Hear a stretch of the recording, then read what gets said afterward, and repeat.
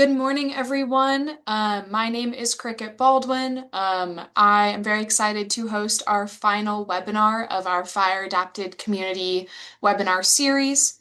Today, we will be talking about keeping your community engaged.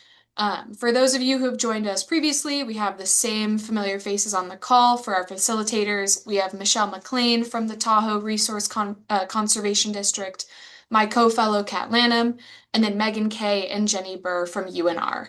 So we will all be presenting, but they will be working in the background to make sure that this webinar runs smoothly.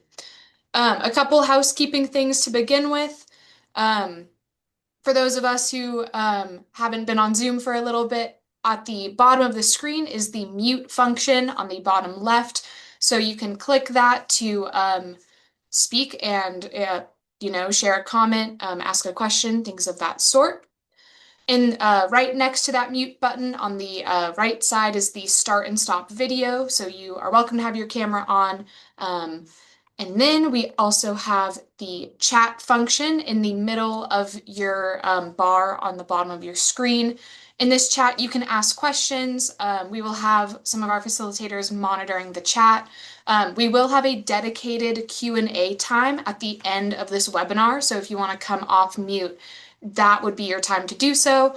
If you have a question that you just want to make sure gets in the chat, or want to make sure it gets answered during that Q&A, you can also put it in the chat and we'll circle back to it at the end of the webinar.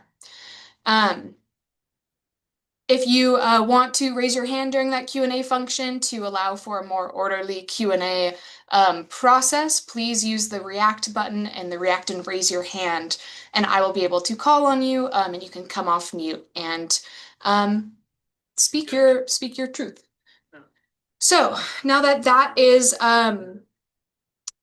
we've gone over those logistics, I would love if you guys could all pull up the chat and type your name, your current location, and your fire adapted or Firewise community.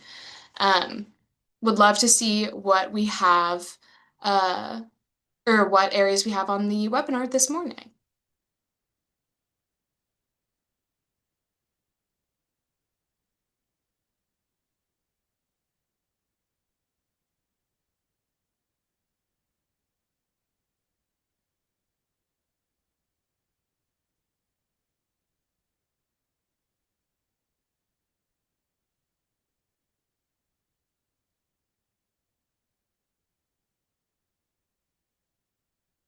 All right, nice to see some of our Tahoe Basin folks on the call today, as well as Monterey, Oregon.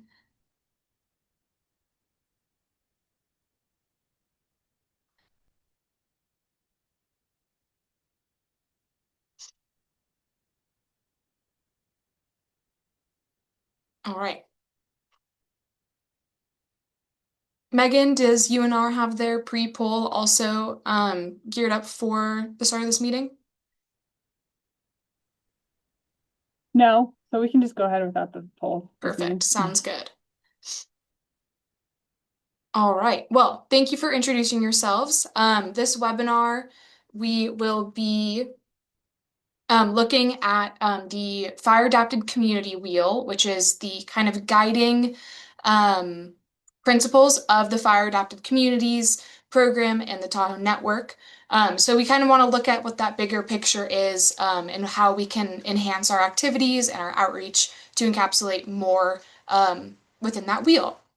So hopefully you'll hear it less from me and more from the leaders who are on the ground doing this work. We have a couple of leaders who have volunteered their time to provide advice and their own anecdotes when it comes to their fire adapted community activities. And then we'll have, like I said, that Q&A at the end of the webinar and our wrap up and ways to keep in touch with us.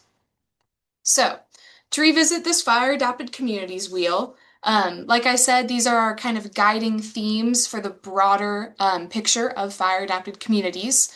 Now, what a lot of our fire adapted communities focus on is in the resident mitigation part, especially because Firewise USA recognition falls underneath that section, in addition to all the work for defensible space and home hardening. But that said, there are a lot of different ways that fire adapted communities can get involved outside of just the defensible space and home hardening. They can focus on the safety and evacuation side, partnering with some of their local law enforcement agencies to do mock evacuation plans.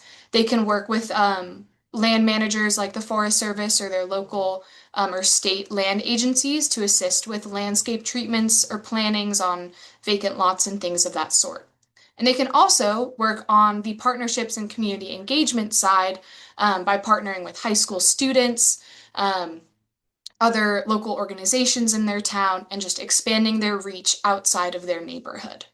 So this is a really good tool to see what other ideas or what other activities fire adapted communities can do outside of just the normal defensible space workday. And we have a couple different leaders who have done some of these other activities who are on the call to speak. So, Tom, would you like to come off mute and speak on your high school volunteer work? Sure. So Perfect. we've been a fire adapted community since 2022 and we became Firewise in 24. And we kind of pushed the boundaries of what we could do in our Upper Tyner neighborhood. So the next step was to try and figure out if we could get some adjacent communities to become fire adapted and Firewise. And then I also thought it might be good to enlist the help of some high school students. Turns out at Incline High, the National Honor Society requires kids um, to do a certain amount of community service work or projects. So I kind of plagiarized some of the work that Megan and Michelle did with the high school ambassador concept, expanded it, tweaked it a little bit. I'm happy to share that doc with you. And it took me a couple years to get some traction, but when I finally figured out who the advisor was for the high school volunteer program, she helped me find some really hard charging kids, college bound.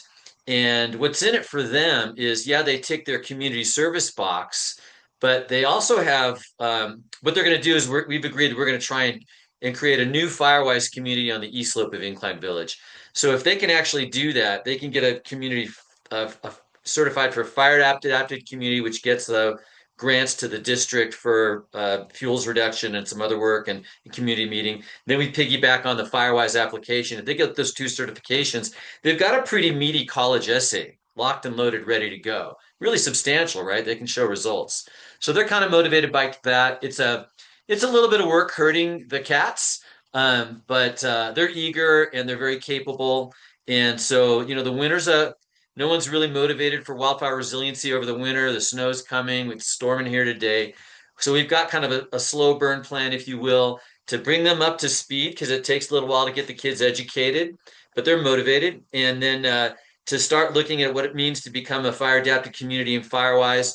And then around the beginning of Q2, we start pushing and creating some signs, setting up for a community block party or event, probably Memorial Day weekend when the second homeowners are back.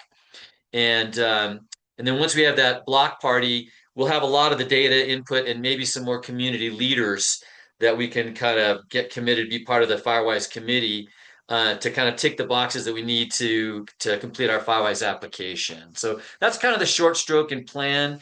And I'm excited for them. I'm optimistic that if we can get traction with these high schoolers who are juniors, then next year we can maybe knock off another community. We can recruit some other high schools into the program and be one of the ongoing kind of volunteer opportunities for this stream of kids that are passing through Honor Society and need volunteer hours. And maybe we can pick off a neighborhood every year. That might be a good way to go. Super helpful. Thank you so much for sharing, Tom. Michael, I think you also work with some of the North Tahoe or the high school students up in North Tahoe, if you'd like to speak on that. Sure. North Tahoe is the high school is huge. It goes all the way from Brockway. I guess it goes maybe to Homa. So it's a huge landmass for the high school. So, but we're not, I did find a counselor who is kind of the point of contact for the high school. And this high school, actually, I think everyone has to do community service from freshman or maybe starting at sophomore. And I think it's like 20 or 30 hours. So I just contact that counselor, tell him the dates we want. And the last 2 summers, he has provided 4 to 8 individuals. First time we had 4 girls. It was raining out, misty rain, and they were out there emptying bags into the dumpster. And then a couple of days later, I had 3 boys. The boys were like herding cats, though. One showed up in a car, and the other two, within an hour, they're just sitting around talking about cars. So I had to keep them motivated. But we use them in Talmont. We're on the West Shore above Sunnyside, and I do myself and my committee. We do a little bit different than most committees, organization or neighborhoods. We allow people to start bringing bags down to where we're going to put the dumpsters a week ahead. So by the time the dumpsters show up, we might have 200 bags sitting on the ground. And so we definitely needed those high school kids to help unload the bags and we'll have the dumpsters for 5 days. So people are constantly bringing. So yeah, the high schools, the last 2 summers have definitely helped out. And then I take them around and find out what neighbors who have need to have someone help them in their yard. And we'll go to that yard and spend 45 minutes helping them clean up the yard, move bags, put them in the truck and move them down to the dumpster. So yeah, we've had good luck with the high school, but nothing like what Tom was saying. Nothing. It's just, I just send an email to the counselor and, it's kind of crickets until like 3 or 4 days prior. Then he'll say, yeah, I do have a couple people or whoever shows. But I do provide gloves because nobody brings gloves. So I go to Harbor Freight, buy a bunch of cheap gloves. I just let them have it. And I tell them to bring old clothes. And that's about it as far as having the high school. But yeah, they're a good certain. And I had to go pick up one of the high school kids. So that was a 30 minutes round trip because he didn't have a way of getting over to our neighborhood. Like I said, we have a huge area at this high school. Sweet. Thank you so much, Michael, for sharing. Perfect. Vicky, I know you were also on our list. You have done some interesting things with your work day as far as switching up your outreach goes. If you wanted to share for Grizzly Mountain. See, I think you are muted.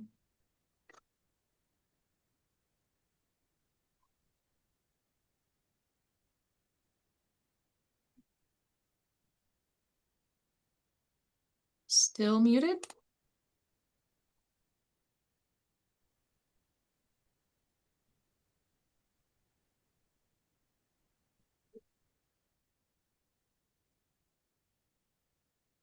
Let's see, the mute button should be in the bottom left corner, if you can find that. Am I unmuted now? There we go. Perfect. Okay. Well, I've got a whole new screen. I'm looking at everybody that's on. And before I was just looking at you. So, in all honesty, I'm one of the leads on the Firewise program in our neighborhood. And I love the information the first 2 guys just mentioned. I mean, this is priceless stuff I had heard about getting high school students. I just had no idea on the details of it. But that's a brilliant idea. What I found to be the biggest challenge is just getting the word out to all the neighbors, creating a website, which, at first 20, 10, 15 people joined, not even 20. And it took a while to get, like they said, get traction, to get people on board. And we did have a moderately successful work day where, and that was actually, I would like to be more prepared next year because we had people there ready to work, but we hadn't set up exact things for them to do, places to go, or a list of the homes that wanted, in fact, some help with. And we were happy to do that. But again, I feel like I'll be much more prepared and in the driver's seat of our next work day. And when we do that, fully prepared with, we had all the literature, which was really good. And we passed that out. We had a bunch of extra bags, but I think we'd like to schedule the workday, be really, really prepared for it, get the word out with our website, because that's the main way to contact everybody, which is a Facebook page. Is that what everybody else is using? Like a Facebook page to communicate? We have a Facebook page and but it's just not that active. And what I found works best, and this is what I think is a good use for the high school students, is Yes. about a month before the event, I put crazy signs up all over the neighborhood that are very Okay. arresting and provocative. And then about a week before the event, we print out a little, 8x3 flyer on kind of cardstock paper with a QR code going to an Evite, or it could go to your Facebook page with just the high level bullets saying, here's what's happening, here's why, here's more information. And then we just go door to door and you knock on the door and you get 1 out of 5 people. Try and do Right. it on a time when people are likely to be there. Have a nice conversation with your neighbor. Usually when someone knocks on your door, the first they think you're either going to try and change my religion or change my vote, right? And when they find out that you just want to make the elevator pitch is like, we're just here to make the neighborhood more wildfire resilient, safer, and insurable. And then it's all ears, right? Then you have a nice conversation. You meet your Yes. neighbors. You leave the flyer behind if no one's there, and then after the event, you run around and pick up all the flyers. That's worked for us really well, and it doesn't take that long, but if you put a couple high school kids on bikes, you can cover a lot of ground. Okay, we did that, me and two other people last year manually on foot, or this year, earlier, and that takes a while. 171 homes in our neighborhood, and half of them not there. And we did get a complaint from one person about that. You can't leave stuff if you trespass on my property or come up to my mailbox. We'll proceed with whatever. They were kind of wild, so kind of intimidated us a little bit. But I like the idea of going right to the door. And you can't please Yeah, everybody, you try right? and knock, and you leave a message, you pick it up afterwards, right? And I live in Tyner, which in Incline Village, which is like, reputedly the land of uptight people, but no, I think everyone's been really receptive, never had a complaint. Okay, great. Well, good. So I did think that the having the workday got the word out beautifully to people. I mean, we had the flyers and all that. We also enjoyed being able to use those banners. And then we created a couple signs that had the Facebook page so that people now they can go on that page and log in the hours that they are working, their work hours. We have to have 160, so we have 160 homes. And I think we're already there for next year. So a way for the community, the Firewise community, to log their individual work hours rather than waiting till the workday and trying to get everybody to do it then.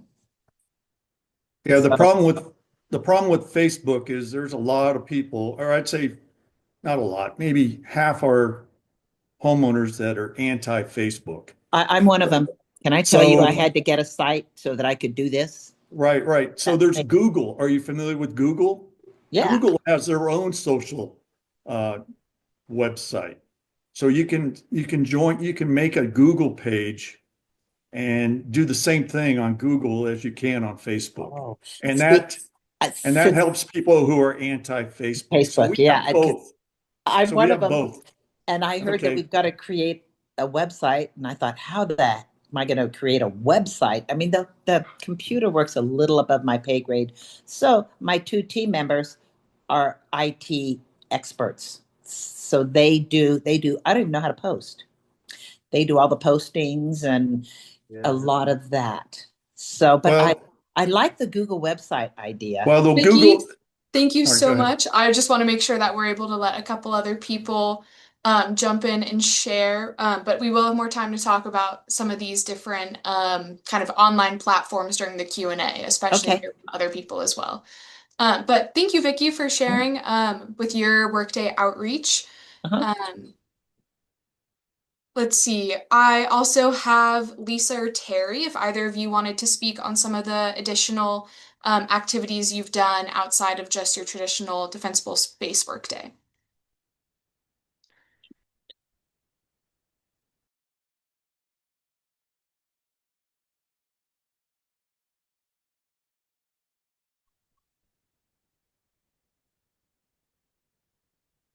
let's see. Lisa, the unmute button is in the bottom left corner. Okay, I found it. Yeah, it was hidden down below. I didn't know how to bring it up. Well, let's see. I'm more on this to get other people's ideas for outreach, but we've had, I say, a really, really successful year, despite the fact that we are still trying to build an email list for our, I think, Terry helped me out. I think it's about 180 residences. A huge number are seasonal residents, and that's sort of an issue too. Oh, seasonal residents and our VRBO owners from totally out of our location. So it's really hard to do outreach with the people who aren't here in the neighborhood. But a couple things. We do have a newsletter that seems to be very well received. We do not do Facebook because people do not want Facebook. I kind of agree. It's just we're all on overload with that stuff. But we have a pretty old average age group in our neighborhood, and I think that plays a big role in, you know, the technical tools that we might otherwise be able to use. One thing we did this year was a demonstration site that we located central to the neighborhood, two large Forest Service lots that I got permission or permits from the Forest Service. We used banners from Firewise and the sign, and we got some really great banners from the fire department that also showed partnership between the Forest Service and our fire department. And through our newsletter and word of mouth, we got about 25 volunteers to help clean up a couple of lots. And I mean, we had a ginormous amount of material because all the Forest Service lots, we have 47 in our neighborhood, have been neglected for decades. And so they're really built up with cones, needles, dead branches, low-hanging trees, etc. And the outreach part was really great because Terry and I were pretty much out there for maybe 6 hours a day for the week, helping the volunteers follow the specs of the Forest Service. But people would stop, even if they weren't volunteering, they would stop and would ask us questions, tell us it's a great idea that we're doing it. We had signs that showed 30 feet away from the house and 100 feet from away from the house on a slope, so people can get a visual of what defensible space looks like. And 100 feet is quite a lot, actually, but our lots are a little bigger than that. But that was a really great outreach opportunity. And that coupled with the Tahoe Douglas Fire Protection District, who this year, I like to think that partly at my urging to get like a dumpster or a location where people could drop off cones and needles, etc., rather than going to the top of Kingsbury Grade or to go all the way to South Lake Tahoe to dump stuff off. Most people do not have trucks or trailers. So they worked with the Parasol Foundation and got a 10.7 cubic yard trailer that we could borrow. And we place it in various locations through the neighborhood. And boy, does that ever bring people out.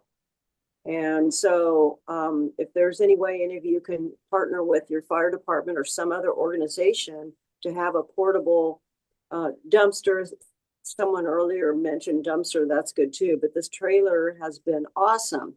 And we're already, not only through the trailers, but other work that we have, we've recorded 900 cubic yards of green waste that has left our little neighborhood this year.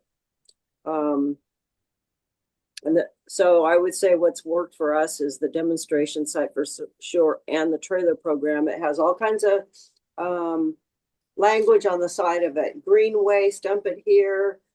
Forest, fire department, Parasol. You know, it has all that information that it really catches people's eyes. And that's really worked for our neighborhood. Perfect. Thank you so much for sharing, Terry, Lisa. anything? Anything out, Terry? I don't know. No, Yeah, that's Terry, good. if you'd like to add. No, that's good. Thank you. Sweet. And then thank you, Lisa, for touching on the dumpsters. I know South Lake Tahoe and Lake Valley Fire in the South Shore also do a similar program with a dumpster and a trailer. So it's nice to hear that some of the other fire departments in the basin are doing that as well. And hopefully we'll have time to discuss more of that second homeowner and the vacation home rental, all of that when we have our open Q&A in a couple minutes, because those are a lot of the other pressing issues for the Tahoe Basin. Let's see, Linda, would you like to share anything from Lariat Circle? I joined a little late and I can't figure out how to get my picture going. So, no, we entered it with Tom's help. We were able to successfully get our Firewise certification this year. We had a lot of community members who a lot of the homes had already done their defensible space. We also have an email list of everybody in our neighborhood, and we took on Lower Tyner. So having that email list is great because we can just, and I plan to do an email newsletter, send newsletters out to everybody via our email. And we have a neighborhood resident who actually keeps it updated with residents coming and going. So we've also added on, we've taken on Lower Tyner now. So we've got 2 people on the committee who live in Lower Tyner who will help keep the people, new homeowners coming and going, adding them to the list. So I think our email list is very successful. And we had one meeting, I think we had maybe 40 people attend. It was very successful. Our introductory meeting. So, and this is good because it's my first meeting attending it, but I'm getting some good ideas on what to do in my newsletter and how to proceed for next year. Perfect. I'm glad to hear that. Well, thank you all for sharing. I'm going to go back to sharing my slides very quickly. And I just have a couple points that I'd like to hit on before we go into the open Q&A or open discussion.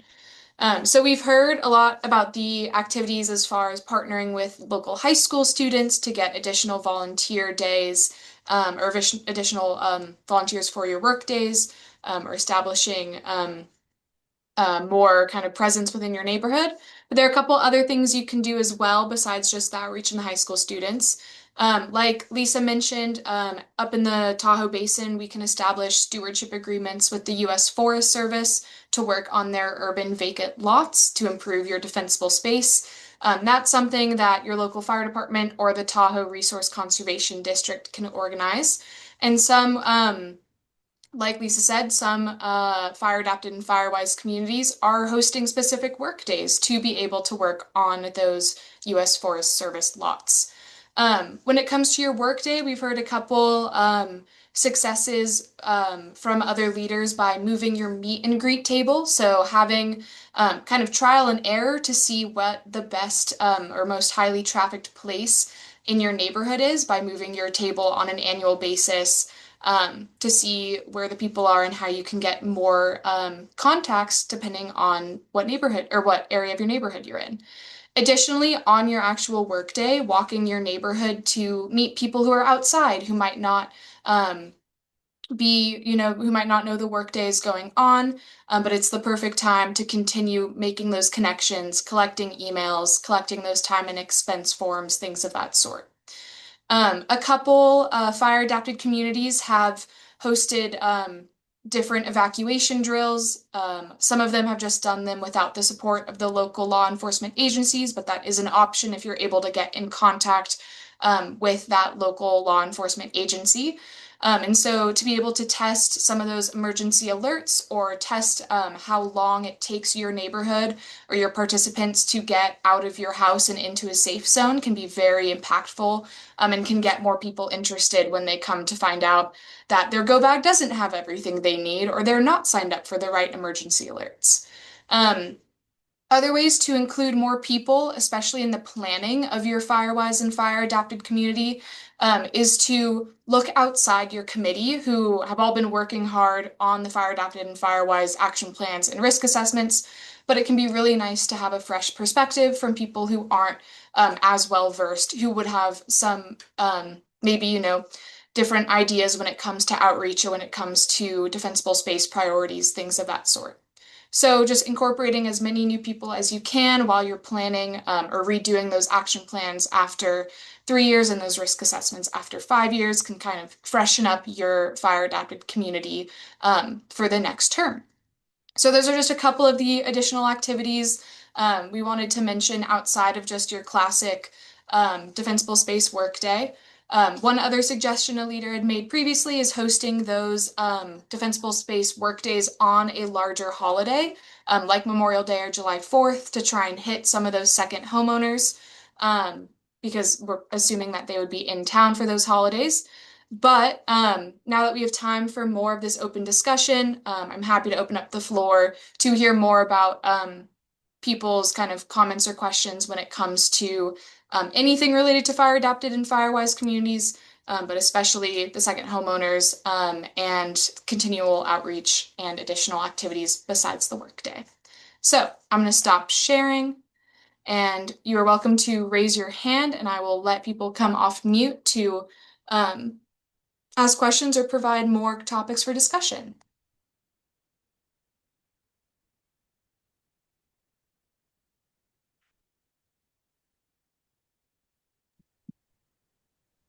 I'll jump in. I'd love to hear any thoughts anybody has on successful ways. I kind of have written off renters. They just don't seem to have a motivation to protect their property. They don't care about insurance. So you kind of have to get to the property owner. And so for someone who owns a short-term rental or a vacation home, we've always had a huge challenge with those folks. So I wonder if anybody's had success getting second homeowners or investment property owners to step up and deal with their own defensible space. So the second, if they're short term, your Washoe County, they require to have a defensible space plan every 3 years. Is that correct?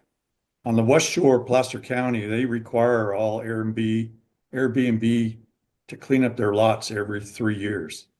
And it's a big deal. They're actually contacting me in September, October, if I'm gonna have a Firewise cleanup. And I said, no, we're done for the years, because they're hoping that I'll have a dumpster and they don't have to, but so they end up having to pay for someone to come in and do it. But so at least the Airbnbs and short-term rentals are cleaning up their lots, but it's every 3 years though, at least in Placer County. And I'm assuming Washoe has the same.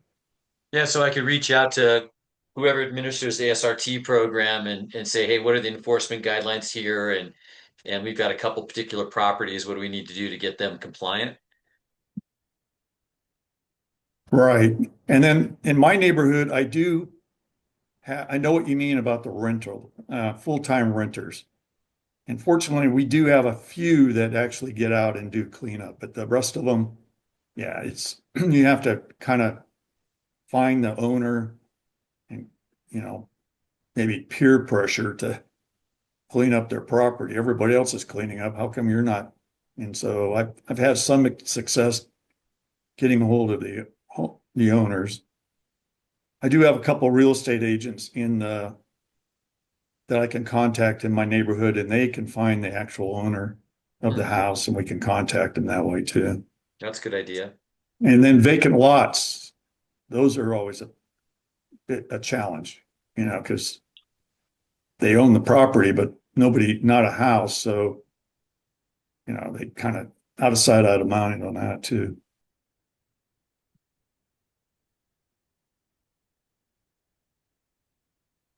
I've called a couple real estate agents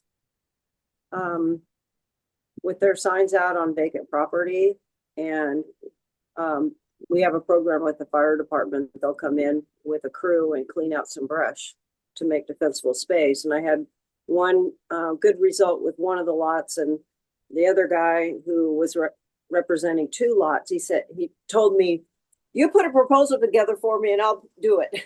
I was like, no, I don't do that. So I don't know. I would think that real estate agents who are representing brushy and overgrown stuff would want, the help, but whatever. So that was my experience with vacant lots. Then of course we have some, we don't even know who the owners are. No clue. Yeah, we're in the Kingswood West in Tahoe Vista. And the one of the gentlemen on our Firewise committee, he's reached out to April at the North Tahoe Fire Department. And we're hoping to get a conversation going with Cindy Gustafson about the conservancy lots.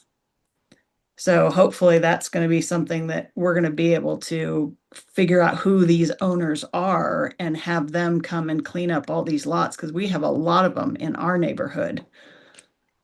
Good luck on the conservancy. Yeah, They have Yeah. money to buy land. They do not have money to maintain them. But they are, this summer, they did hire a couple companies, and they've been between Tahoe City and Tahoma. And so my neighborhood did get cleaned up this year. But Oh, it had that's been good. almost 15 years, 15, 20 years they were up there. But also the conservancy, I'll try to find the link for you, but they are now starting to adapt the same policy as the Forest Service, where you can adopt a piece of property, their land. Right. Yeah. You have to fill out an app, but there's only 3 on the West Shore right now that are in that program. And I'm assuming they'll expand that. But and I know Agate Bay is one of them. So Okay. you're close to Agate Bay, Yeah. but that's something in the future. And then I also tell my neighbors and homeowners, I mean, if you're next to a vacant lot, just go ahead and go into it a little bit, 20 feet, clean it up, and just don't take any trees down, but you can, limb up trees and rake pine cones and pine needles and cut back brush, especially the Forest Service and the not conservancy to law. disagree with you, but I tell people just the opposite because the Well, Forest has they're specific. nobody's going to say a word, Yeah, so. but we've had experience where they've gone too far. Well, yeah, definitely. That's the Yeah. thing. You cannot cut a tree down. Definitely I don't know, cut but any what I'm trees. saying is that what I've seen is they take out all the brush and now people are parking on lots. And then they take it all the Jeez. way down to the soil. Yeah, we have a parking problem on one of the lots that we cleaned up. And now construction people are parking there every day. I tell them that they can't park there. They do anyway. Of course, the Forest Service, there's nobody working anymore. But what hurts me the most as soil scientist is that people take it down to the soil and beyond, and then nothing will grow there anymore. And so, plus, Yeah. Nevada Conservancy has really raised a ruckus with people who have done just that. I mean, it's seriously bad. People are getting sued. Well, Lisa that's and why Michael, I'm going to jump in real quickly just to Yeah, provide that's fine. some of the agency insight. So with those Forest Service stewardship agreements, they go over what people can and can't do. And that is based on why the CTC, or the California Tahoe Conservancy, was running that small pilot in a very similar way that the Forest Service runs their stewardship program. And the hopes is that will expand to include all the conservancy lots on the California side of the basin. If there are CTC lots that are pretty poorly maintained, you can contact the Conservancy and file a complaint for them to send an inspector out to double check that lot and see if it does need work to be done. Michelle McClainer, the Tahoe RCD, can put you in contact with that phone number just to make sure that you don't end up in fines, because we have heard of people cleaning some of those lots and it coming back to being forced to pay a hefty fine. So all of that to say, those stewardship agreements are important to sign, and we're looking forward to working with the CTC on And its they're easy to pilot. get. They're very easy to get. Yep, the Forest Service are super easy. Yeah. But any other questions or points for discussion? Going back to the Facebook and Google and your website, if you expand that and use it for all the community activities, we started our Google site because of the bear break-ins, because we have a huge bear problem. And so that's the main reason why we even have the Google site. And the guy that started it was anti-Facebook. And then now but we do a lot.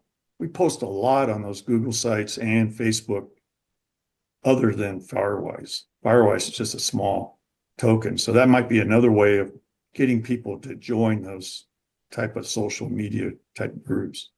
Michael, is the Google site a Google Workspace and you need to be a nonprofit to have that, or is it something different? Because I thought Google canned their social media site. Yeah, I'm not 100%. They did change it. It's we still have it. The guy that actually started it unfortunately passed away, so I got defaulted to Could you run post it. the site to the chat and then I could just kind of learn from that? Yeah, The URL. let me see if I can type it in. It's a kind of a complicated it's not like Facebook where you just go into groups and type Yeah, in you should your be able to just cut and paste the URL if you go to the site. That might be easy. okay. Yeah, let me look at it while other people are talking.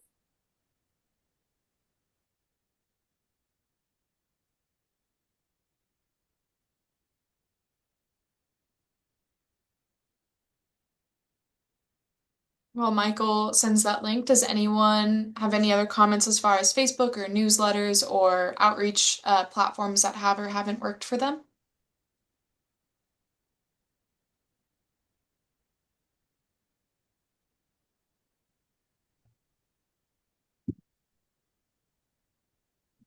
I guess I have a question. So someone else had mentioned that they just put like signs on the little stands, the wire stands around their neighborhood, and that's worked really well for us. But I'm trying to find one that I thought I bought some that, are like dry erase, but turns out they weren't. Yeah, so I just have to keep buying new packs of these signs. So I'm wondering, has anyone found a sign that is dry erase that I can like use over and over? Um, what are other people doing as far as signs? I buy Well, signs at the Dollar Tree, the foam core signs, and use those wire holders and they go right through the foam core in the middle of it. And then I use them twice or multiple times. I'll put, if there's another date or a new date for a workshop, I'll just paste it over and put a new date on it, or I'll flip it to the other side and use it twice. And they're large, but then you have to be pretty good at printing and need a good set of pens and that sort of thing. But those kind of signage has worked really good in our neighborhood. And so yeah, like you get a couple uses out of them and then you just buy new foam boards. Yeah. Okay. Mhm. Okay, thanks. So I got a zero cost option. I just posted it, but I take all the old campaign political signs and then I just have a 2 foot wide roll of butcher paper that I just tape over them. And then if you click on the chat, you can see the signs there. And then I just spray paint them and use a big old marker.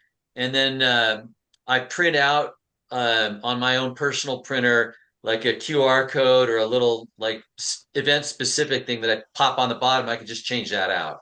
So costs nothing, and it's very kind of like homey and provocative, and people love them, right? And so then you just pop them in the ground, you pull them out and store them, and you take them to the next neighborhood. Linda has borrowed our signs, and I think they're kind of fun, and they get people, intrigued. That's a great idea. Thank you. the big banner that you're allowed to, that they'll give you free. Do you have a banner that they give out free to us? There's a free banner. That's for the Tahoe Basin. Jeannie, I'm not sure if you're Tahoe Basin or if you're outside of. Yeah. I'm Yeah. local. Yeah, Jenny, I gave Barb some banners, but I don't know if they're not like event specific. They're more like Right. Yeah, they're information. yeah, they're not events. Just I'm thinking I need event specific ones. Okay, that so if what if you you guys have your have? banner, what we do is I print out dates like May 26 to 28. I laminate them, big, laminate them, then attach that to the banner with double sticky tape. And then I just pull them off after the event. And then the next year, I just, we always use Memorial Day weekend, so it's always May. But Oh, the dates always change on me. So I've got all these laminated dates that I just go through my file and put it on the banner, and I put it up about a month prior at the top of our hill. That's a great Mhm. idea too. Thank you. So that way you're using that big banner, and you just put the dates, you reuse the banner every year. But Yeah, yeah, if you put it on double sticky tape, then you can reuse it. Banners that's like great. that would be very cool.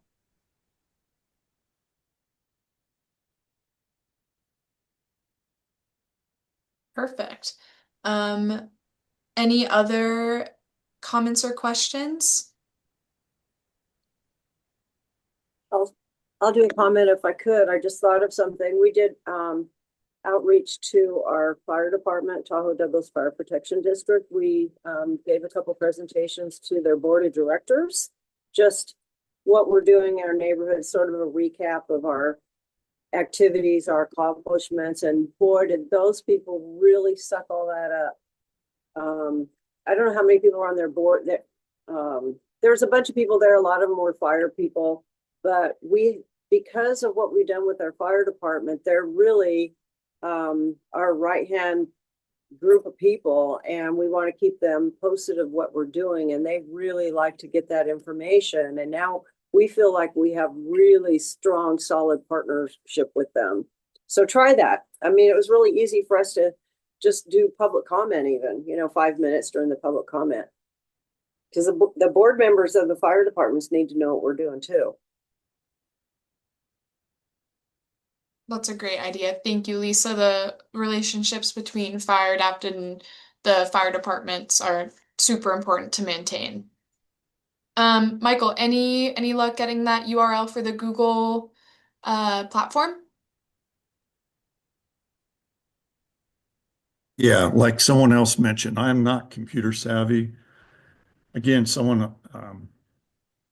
I know Google, you have to buy your domain. So it's like a website. So it's almost, I think it'd be better just to go to the website, go to, big, whatever those domain sites where you Yeah. buy your web. You might be better off just to buy yourself a domain and build your own website. And I'm We're sure if allergic to spending money. But I do have a question for Cricket. This might really be one for Megan and Michelle. One thing I learned when I talked to the fire department about the intersection of fire adapted community and Firewise, our fire department's much more pro fire adapted community because when they get that designation, they get BLM grant funds that allows them to pay for additional wood chipping, fuels removal, and the community event. And once they have those funds, it's really easy to take those resources and hit your FireWise metrics, right, for the year. Um, but I also wonder if I've heard that the SNPLMA grants have almost run out for North Lake Tahoe Fire Protection District. That's the BLM grant that I understand funds fire adapted community. So I wonder if you could comment on that because the Venn diagram is nice, but at the end of the day, our fire department's really more motivated by the fact that they get outside funds to cover some of their costs of fuels reduction related to our neighborhood efforts. Yes. Michelle, would you like to answer that, or would you like me to speak on that? You can speak on it, and then I'll chime in if there's some things that need to be covered.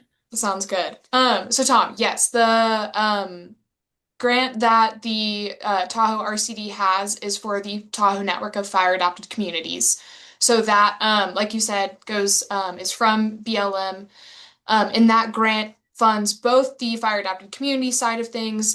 So what we're able to support the leaders and the neighborhoods with, in addition to money towards chipping and defensible space. So that's all within that fire adapted communities wheel that we started with at the start of this presentation. And then as it became clear that FireWise status might lead to certain insurance discounts or just getting an insurance policy, some of the fire adapted communities have decided to become both fire adapted and move towards FireWise status as well. That is just outside of what the fire department does. That's what Michelle and I assist with. As far as North Lake Tahoe funding, I can't speak on how much they have remaining. I know that this grant has a couple more years, but Michelle, if you wanna talk about that. So the funding will end in the fall of 2028.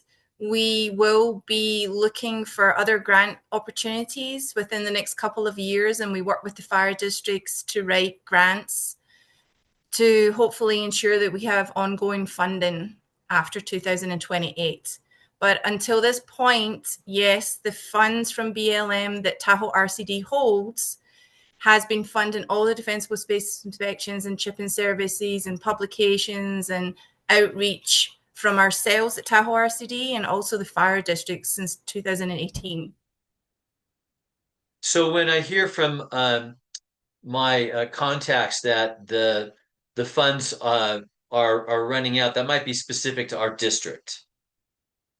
Yeah, so every fire district had a grant agreement with Tahoe RCD. It's a little bit different, and they adjust that every year. But they are also talking about the basin in general, because most of the funding for defensible space inspections and chipping comes from Tahoe RCD, the BLM grant. We had about 8 million, which is we've been using for the last years.